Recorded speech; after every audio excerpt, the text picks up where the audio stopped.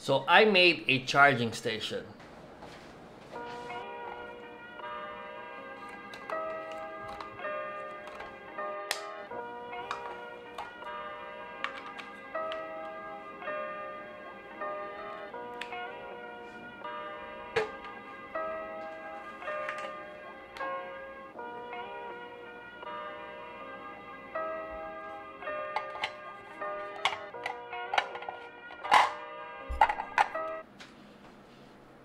Let's talk about it.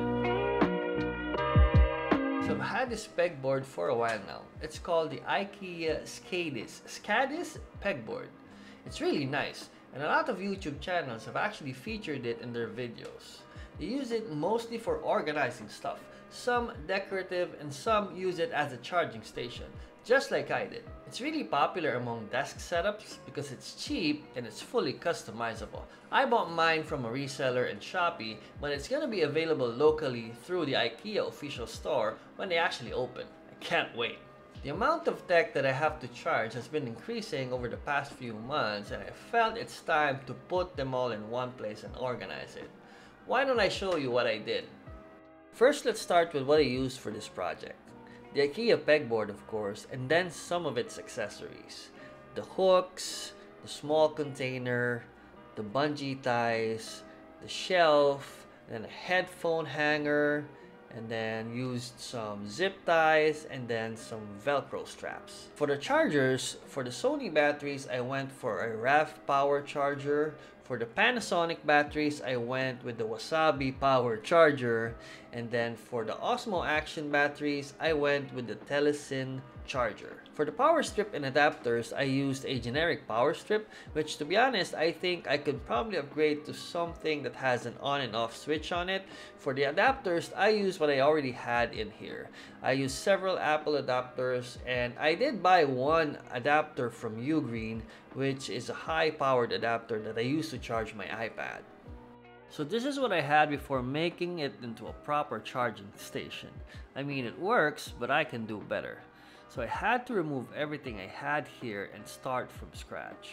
I did not have any new accessories to add to my pegboard, so I had to work with what I have. I'm using the 36 by 56 cm pegboard, which is their mid-sized one. They also have a 56 by 56 and a 76 by 56. I suggest you go with the biggest one if you have the space.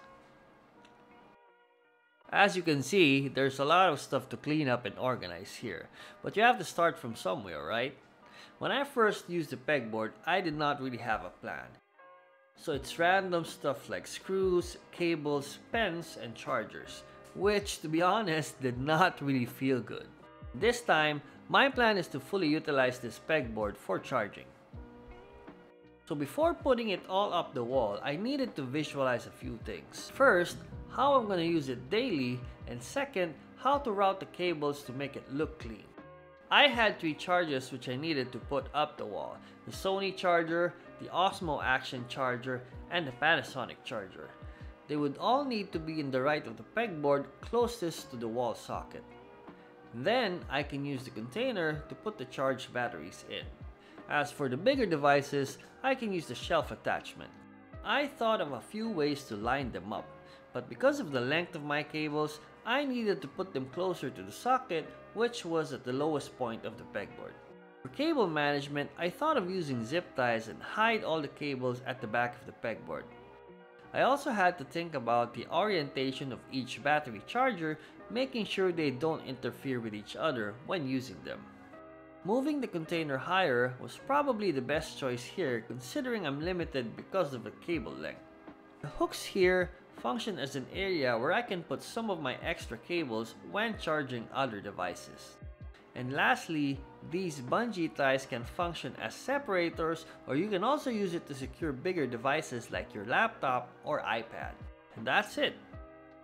Putting it back up was fairly easy since I already had a plan in place. To attach the chargers, I will be using Velcro straps here since I plan to bring these chargers along when we do get to travel. I mean, if we get to travel at all. I also used some 3M Velcro straps which I got from my Aperture M7. It's important to test all your cables, adapters, and chargers before finalizing your cable management. This is just to avoid any double work by redoing everything again if you find out that it's not working. For cable management, I used ordinary zip ties, the ones that you get from Ace Hardware or True Value.